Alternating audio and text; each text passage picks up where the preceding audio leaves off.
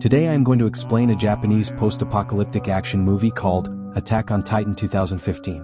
Over a century ago, enormous humanoid creatures known as Titans suddenly appeared on Earth. They devoured any humans they could catch, pushing mankind down from the top of the food chain. As a result, the human population began to dwindle rapidly. Despite entire civilizations being wiped out, humanity failed to find an effective way to combat the Titans. Instead, they chose to sacrifice their freedom for safety. To protect themselves, the remaining humans constructed massive concentric walls, taller than the Titans, encircling a designated area to prevent attacks. Two circular walls were built, an outer district and an inner district, ensuring double-layered security. Within these walls, people lived in relative peace, but the fear of the Titans never completely disappeared, even after 100 years. The story follows Eren Yeager, a young man living in the outer district. He dreams of venturing beyond the walls to explore the world. He often talks to his friends, Armin and Mikasa, about the vast seas and oceans that exist outside.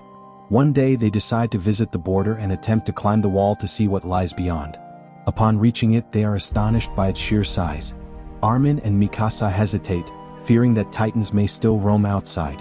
However, Eren argues that it has been a century since anyone has spotted one, and without humans to prey on, they have likely perished.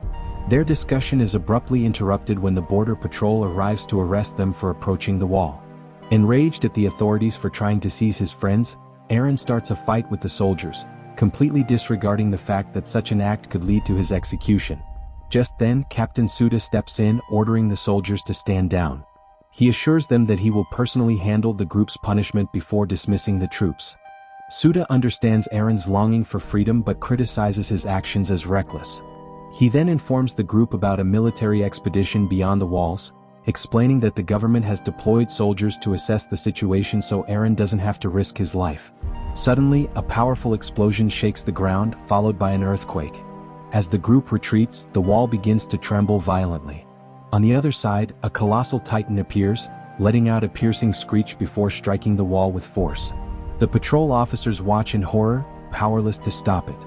The Titan eventually breaches the wall and vanishes into smoke. For a brief moment, silence fills the air. Then, the people witness a horde of Titans pouring into the city. The soldiers fire cannonballs at the monsters, but the attacks prove ineffective as the creatures rapidly regenerate their wounds. Soon, the Titans reach the soldiers, slaughtering them mercilessly. One soldier, overwhelmed by despair, takes his own life, believing it to be a better fate than being devoured. Chaos erupts as people flee in terror while the Titans demolish buildings and seize as many victims as they can. Amidst the panic, Armin gets separated from the group, while Eren and Mikasa race toward the town church, where many are seeking refuge. Mikasa spots a small child on the ground, about to be trampled by the fleeing crowd. She rushes to save the child but ends up separated from Eren. He is pulled inside the church just before the entrance is shut, barring anyone else from entering. From the church window, Eren watches in horror as his closest friend is confronted by a terrifying female Titan with razor-sharp teeth. Realizing she has no chance of survival, Mikasa lowers her head, accepting her fate.